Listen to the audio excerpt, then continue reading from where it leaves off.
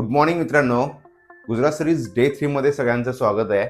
काल आम्ही दीव एक्सप्लोर करून सोमनाथला येऊन थांबलोय. ऑलमोस्ट 80 किलोमीटरचा डिस्टन्स आहे आणि आज आपण सोमनाथ दर्शन करणार आहोत आणि तसेच लोकल साईट सीइंग पण करणार आहोत. चला तर मग दर्शन करूयात. हे बघ किती मोठं. तर आम्ही सोमनाथ मंदिराच्या परिसरामध्ये आलोय. इथे इलेक्ट्रॉनिक्स आणि बाकीच्या बॅग्स वगैरे घेऊन जाण्यास अलाउड नाही आहे. आतमध्ये लॉकर रूम आहेत. लॉकर रूममध्ये सगळ्या गोष्टी आपण ठेवून महादेवाचं दर्शन आपण घेणार आहे. सोमनाथ महादेवाचं दर्शन आता व्यवस्थितरित्या झालेलं आहे. 6:30 वाजता आम्ही दर्शनासाठी गेलो होतो, तर मोजून 10 मिनिटातच पहिल्या दर्शन झालं आमचं. रांग जास्ती नव्हती, गर्दी नव्हती आणि जिथं चौकशी केली असता कळलं की 7 वाजता सोमनाथ महादेवाचं आरतीचं टायमिंग 7 वाजता आहे. त्यामुळे परत एकदा आम्ही लाईनमध्ये येऊन आरतीसाठी वेट केलो आणि 7 वाजताची आरती आम्हाला भेटली. खूप छान वाटते, शब्द नाही आहेत सांगण्यासाठी. खूप डिवाइन एनर्जी तुम्हाला फील होते आणि खरंच सार्थक असं वाटतं इथं दर्शन करून. सोमनाथ मंदिराच्या आवारामध्ये 12 ज्योतिर्लिंगाचं ही स्थापना त्यांनी केलेली आहे. दर्शन झाल्यानंतर तुम्ही 12 ज्योतिर्लिंगाचं दर्शन करू शकता आणि प्रत्येक ज्योतिर्लिंगाबद्दल इन्फॉर्मेशन त्यांनी दिलेलं आहे तुम्हाला. त्यामुळे व्यवस्थितरित्या तुम्ही दर्शन करून 12 ज्योतिर्लिंगाचं दर्शन करून येऊ शकता. जय सोमनाथ. आम्ही सोमनाथ मंदिरामध्ये भगवान शिवाच्या पवित्र ज्योतिर्लिंगाचं दर्शन घेतलं. दर्शन घेतल्यावर मंदिर परिसरातच असलेल्या श्री सोमनाथ प्रसाद केंद्रमधून आम्ही सोमनाथचा प्रसाद घेतला.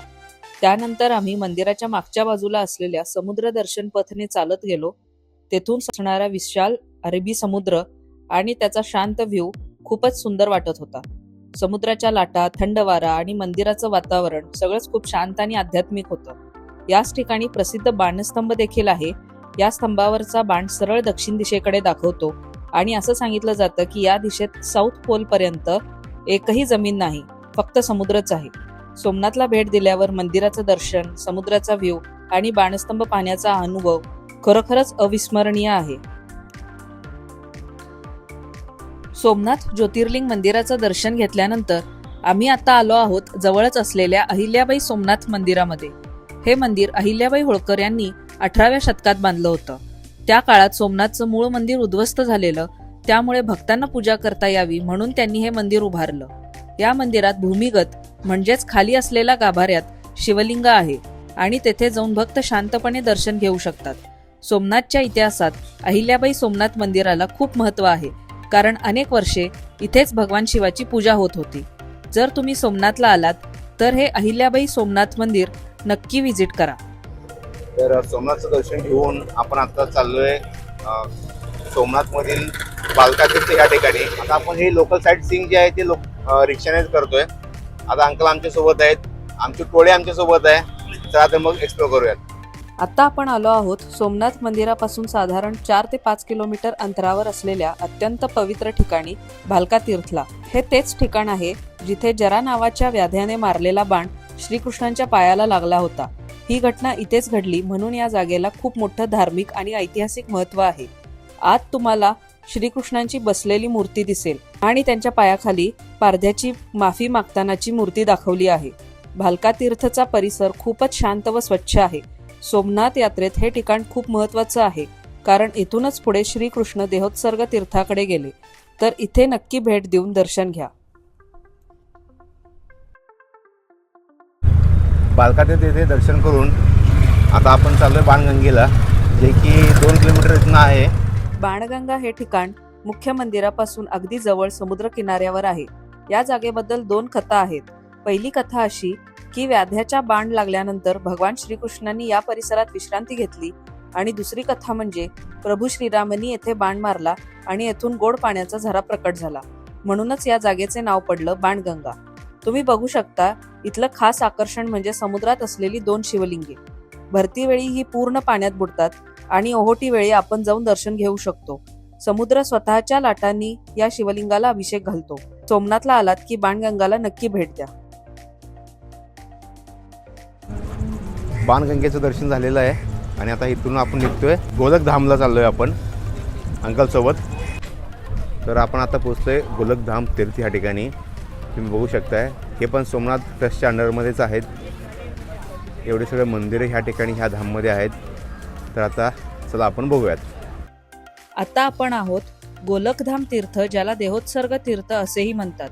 असं म्हणलं जातं की भालका तीर्थ येथे व्याध्याचा बाण लागल्यानंतर भगवान श्रीकृष्ण या ठिकाणी चालत आले होते आणि हिरण नदीच्या काठी त्यांनी आपला मानवी देह त्यागून गोलकधामला प्रस्थान केलं. म्हणून या जागेला नाव पडलं देहोत्सर्ग तीर्थ. तुम्ही येथे बघू शकता, या आहेत श्रीकृष्णांच्या पवित्र पावलांच्या खुणा. या एका पिंपळाच्या झाडाखाली या चरण पादुका आहेत. हीच ती जागा मानली जाते जिथे श्रीकृष्णांनी आपला अवतार संपवला. इथे जवळच बलराम गुफा आहे. अशी मान्यता आहे की श्रीकृष्णांचे मोठे भाऊ बलराम याच ठिकाणाहून शेषनागाच्या रूपात पाताळात प्रवेशले. याच गोलकधाम परिसरात भव्य गीता मंदिर आहे. या मंदिराच्या 18 खांबांवर भगवद्गीतेचे 18 अध्याय कोरलेले आहेत. इथे जवळच लक्ष्मीनारायण मंदिर सुद्धा आहे. इथे गोलकधामला यायचं असेल तर सकाळी 6 ते संध्याकाळी 6 पर्यंत दर्शन घेता येतं. सोमनाथला आलात तर इथे गोलकधाम तीर्थला नक्की भेट द्या आणि दर्शन घ्या. तर आता आपण आलोय त्रिवेणी संगम ह्या ठिकाणी. आपण बघू शकतोय हिरण, कपिला आणि सरस्वती या तिन्ही नदींचं संगम ह्या ठिकाणी आहे. तर आपण बघूयात. आता आपण उभे आहोत पवित्र संगमावर, जिथे 3 नद्या एकत्र येतात, म्हणजेच त्रिवेणी संगमावर. इथे हिरण, कपिला आणि सरस्वती या 3 पवित्र नद्यांचा संगम होतो. हिरण, कपिला या दिसणाऱ्या नद्या आहेत, तर सरस्वती नदी अदृश्य स्वरूपात इथे मिळते असा समज आहे. या 3 नद्या पुढे अरबी समुद्राला मिळतात, म्हणूनच या ठिकाणाला पवित्र मानलं जातं. त्रिवेणी घाटापासून थोडं पुढं आलं की आपल्याला हे अतिशय जुनं असं सूर्य मंदिर दिसतं. असं म्हटलं जातं की हे मंदिर 14व्या शतकातलं आहे.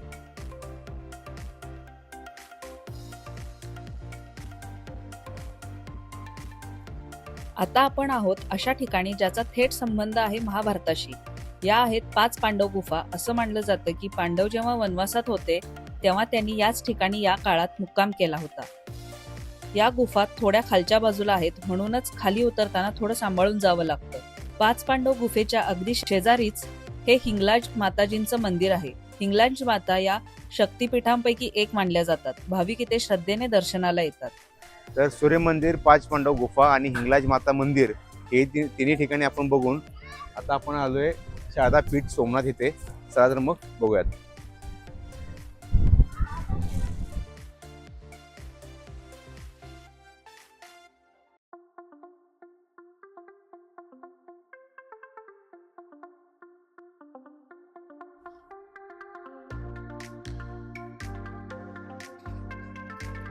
आता आपण आलो आहोत सोमनाथ परिसरात असलेलं आणखी एक शांत आणि पवित्र ठिकाण, म्हणजेच विनेश्वर महादेव मंदिर. हे मंदिर भगवान शिवाला समर्पित असून स्थानिक भक्तांसाठी खूप श्रद्धेचं ठिकाण आहे. या मंदिराबद्दल एक रंजक आख्यायिका सांगितली जाते. असं म्हटलं जातं, जेव्हा मोहम्मद गझनी सोमनाथवर हल्ला करत होता तेव्हा या भागातील स्थानिक राजा त्याला शरण जाण्यास तयार नव्हता आणि त्याने कठोर लढाईचा निर्णय घेतला. त्यावेळी राजाची मुलगी वेणी दररोज या शिवलिंगाचे दर्शन घ्यायला येत असे. शत्रूंनी तिला पकडण्याचा प्रयत्न केला तेव्हा ती मंदिरात जाऊन भगवान शिवाकडे शरण गेली.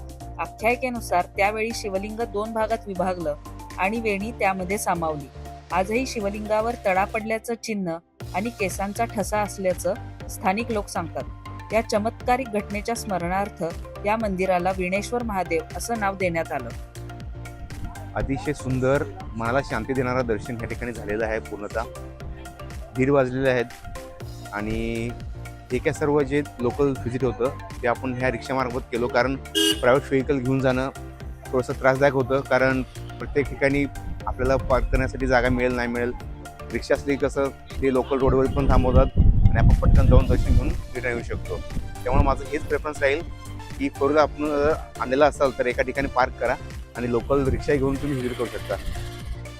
यासाठी आम्ही 500 रुपये भाडं ठरवलं, कारण आम्ही 4 जण आहे आणि दादूबाई आपले सोबतच आहेत सोमनाथमध्ये. तुम्ही कधी आलात तर नंबर तुम्हाला मेन्शन करू, तुम्ही कॉन्टॅक्ट करू शकता. 500 रुपये त्यांनी लोकल व्हिजिट तुम्हाला करून देतील. कुठं काही केलं नाही, गडबड केली नाही, एकदम शांतपणे आमची वाट बघत त्यांनी पाठवा गेलेलं आहे. मध्ये इतकं जबरदस्त ठरवलेलं आहे. आम्ही प्रत्येक मंदिरामध्ये अर्धा घंटा 1-1 घंटा थांबलेलो आहे, तरी पण त्यांनी आमचे व्यवस्थितपणे वाट पाहून आम्हाला सहकार्य करून आता आमचं हे लास्ट मंदिर आहे त्यांनी आम्हाला घेऊन जातात. तर तुम्ही इकडे सोमनाथला आला तर ह्या दादूबाईंचा आम्ही नंबर मेन्शन केलेला आहे. त्या नंबरमध्ये तुम्ही कॉन्टॅक्ट करा आणि दादूबाईंची रिक्षा घेऊन जावा अवश्य. धन्यवाद. आता आपलं सोमनाथ मंदिर आणि आसपासच्या काही स्थानिक मंदिराचं आपण दर्शन घेतलं. आता पुढे निघणार आहोत द्वारकासाठी.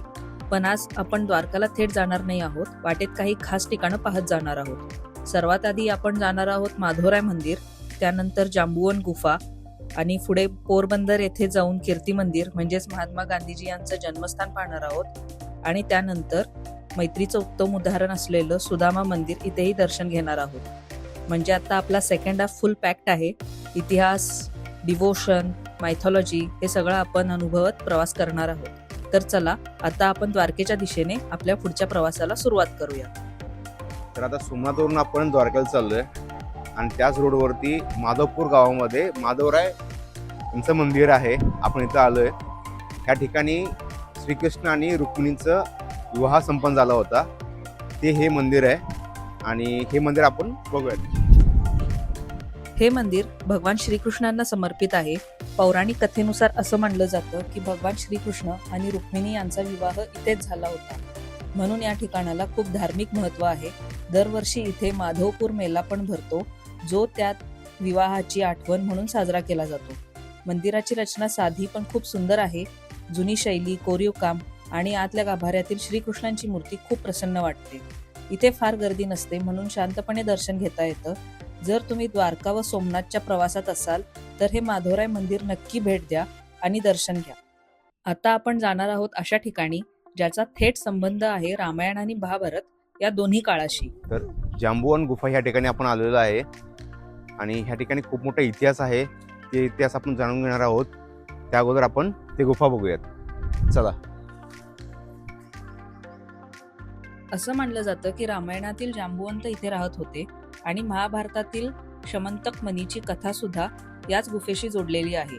शमंतक मणी जांबुवंतांकडे होता आणि तो परत मिळवण्यासाठी भगवान श्रीकृष्ण इथे आले होते. दोघांमध्ये तब्बल 28 दिवस युद्ध झालं आणि शेवटी जांबुवंतांनी श्रीकृष्णांना ओळखले की हेच श्रीरामाचे अवतार आहेत.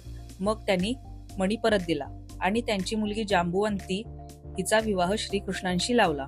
इथे आत येताच वातावरण पूर्णपणे बदलतं. इथे बघा, नैसर्गिकरित्या तयार झालेले शिवलिंग दिसतात. गुफेच्या छतातून पाण्याचे थेंब सतत पडत असतात आणि हजारो वर्षांमध्ये दगडाचा आकार बदलत जाऊन ही रचना झालेली आहे. काही ठिकाणी वाकून जावं लागतं. जर तुम्हाला पौराणिक कथा, इतिहास आवडत असेल तर हे ठिकाण नक्की एक्सप्लोर करा. पोरबंदरला जाताना हे ठिकाण वाटेत लागतं, त्यामुळे अजिबात मिस करू नका. चला तर निघूयात आपण पुढच्या ठिकाणाकडे. मित्रांनो, आता आपण आलोय पोरबंदरमधील एक खूपच ऐतिहासिक आणि सुंदर ठिकाणी, ते म्हणजे कीर्ती मंदिर. ही तीच जागा आहे जिथे 2 ऑक्टोबर 1869ला गांधीजी जन्मले. तुम्ही पाहू शकता ही 3 मजली हवेली आजही तशीच जतन करून ठेवली आहे. भिंती, खिडक्या, दरवाजे सर्व काही त्या काळचे वास्तव दाखवतात. इथल्या जमिनीवर तुम्ही स्वास्तिक देखील पाहू शकता, जिथे त्यांचा जन्म झाला. आणि आतल्या वस्तू, जुने फर्निचर, वस्त्रे, फोटो सगळं पाहून त्या काळातील अनुभव उजाळला जातो. त्यांच्या बालपणीच्या आठवणी, त्यांचं घर, त्यांचा वाडा ह्या ठिकाणी आपण बघू शकतोय. त्यासोबतच त्यांचं जे कार्यकाळात जे काही चरखा असेल किंवा त्यांचं जे पुस्तकं असतील, त्यांचे सर्व वस्तू या ठिकाणी संग्रहित केलेले आहेत. महात्मा गांधी यांचा विचार प्रत्येक खांबावरती या ठिकाणी कोरलेला आहे. जे 2 शस्त्र महात्मा गांधींनी भारताला दिले ते म्हणजे सत्य आणि अहिंसा. तसेच सर्व त्यांचं ज्ञान असू दे, त्यांचे सत्याग्रहामधलं सहभागामधले जे काही फोटोज असतील, मेमोरीज असतील, ते सुद्धा या ठिकाणी संग्रहित केलेले आहेत. पोरबंदरला आलात तर कीर्ती मंदिरला नक्की भेट द्या. तर मित्रांनो, आपण आलो आहे पोरबंदर ह्या ठिकाणातील सुदामाचं मंदिर बघण्यासाठी. आपल्याला माहिती आहे कृष्ण आणि सुदामांचं एवढं घट्ट मैत्री होती, त्याचं प्रतीक या ठिकाणी आपण बघू शकतोय. मंदिर खूप छान आहे. चला तर मग आपण मंदिरात जाऊन दर्शन घेऊया. आपण पोरबंदरमध्ये आहोत आणि इथे येऊन सुदामा मंदिराला भेट दिली नाही तर काहीतरी अपूर्णच राहिलं असतं. संपूर्ण जगात सुदामाजींना समर्पित असं एकच मंदिर आहे. आपण श्रीकृष्णांची अनेक मंदिरे पाहतो, पण त्यांच्या लाडक्या निस्वार्थ मित्रासाठी उभारलेलं हे मंदिर खूप खास आहे. इथे सुदामाजी आणि श्रीकृष्णांची मूर्ती आहेत. कथा आपल्या सगळ्यांना माहितीच आहे. सुदामा गरीब होते. हातात फक्त पोह्यांची एक छोटी गाठोडी घेऊन ते द्वारकेला निघालेले, पण श्रीकृष्णांनी त्यांचे स्वागत खूप प्रेमाने केले. सुदामाने काही मागितले नाही, पण त्यांच्या मित्राने म्हणजेच कृष्णांनी त्यांच्या मनातलं ओळखलं. ही जागा आपल्याला शिकवते खरी मैत्री पैशावर नाही तर भावना व विश्वासावर टिकते. आणि मित्रांनो, मंदिराच्या बाहेर तुम्ही बघू शकता हा छोटासा चक्राकार भुलभुलैया. इथली श्रद्धा अशी आहे की जो हा मार्ग शांतपणे पूर्ण करतो त्याची पापं धुतली जातात किंवा त्याला मोक्ष प्राप्त होतो. खरं खोटं देव जाणे, पण हा अनुभव खूप छान आहे. या चक्रातून चालताना जणू आयुष्याच्या प्रवासाची आठवण होते. वळण असतात पण शेवटी मार्ग सापडतोच. पोरबंदरला आलात तर सुदामा मंदिराला नक्की भेट द्या. ही फक्त एक धार्मिक जागा नाहीये, तर खरी मैत्री काय आणि कशी असते त्याचं जिवंत उदाहरण आहे. तुमच्याकडे आहे का असा एखादा सुदामा? कमेंटमध्ये त्याचं नाव नक्की सांगा. तर आपण आज द्वारकाजवळ जेवणासाठी थांबलेलो आहे. फॉरेस्ट म्हणून हॉटेल आहे. तर आज आपण गुजराती स्पेशल काठियावाडी जेवण मागवलेलं आहे. स्पेशल काठियावाडी फिश थाळी म्हणू शकतोय. त्यामध्ये आपण बघू शकतो 4 प्रकारच्या भाज्या आहेत. खिचडी आहे, कढी आहे, नंतर गुलाबजामुन आहे, त्यासोबत छाज जे मसाला ताक म्हणू शकतोय ती त्यांनी दिलेला आहे. आता मी जेवण करून द्वारका येथे पोहोचलोय आणि महाराष्ट्र मंडळ द्वारका येथे चेक इन केलं आहे. इथे महाराष्ट्रातून येणाऱ्या भाविकांसाठी खूप छान परवडणारी राहण्याची सोय आहे. रूम स्वच्छ आहेत आणि लोकेशन सुद्धा मंदिराजवळ आहे. कुटुंबासोबत राहण्यासाठी हे खूप सोयीस्कर ठिकाण आहे. तर उद्या आम्ही द्वारकाधीश मंदिराचं दर्शन घेणार आहोत. तसेच द्वारकातील महत्त्वाचे जे मंदिर आहेत त्यांचंही दर्शन आम्ही घेणार आहोत. त्यामुळे पुढचा व्हिडिओ आमचा नक्की बघा. Stay tune.